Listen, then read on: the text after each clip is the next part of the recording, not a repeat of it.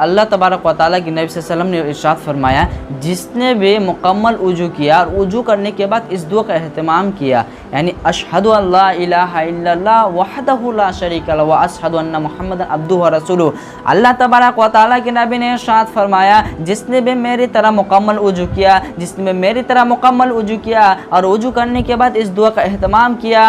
अशहदु अल्ला इलाहा इल्लल्लाह वहदहु ला शरीका लहु व अशहदु अन्ना मुहम्मदन अब्दुहु व रसूलुहु। जिसने भी इस दुआ का एहतमाम किया, फुतिहत लहु अबवाबुल जन्नति समानियातुन यदखुलु मिन अय्याहा शान। जिसने भी मुकम्मल वज़ू किया और वज़ू करने के बाद इस दुआ का एहतमाम किया तो जन्नत में यानी क़यामत के दिन उनके लिए 8 दरवाजे, जन्नत के 8 दरवाजे खोल दिया जाएगा और जिस दरवाजे से दाखिल होना चाहेगा वो दाखिल हो सकता है और जिस दरवाजे से जन्नत के अंदर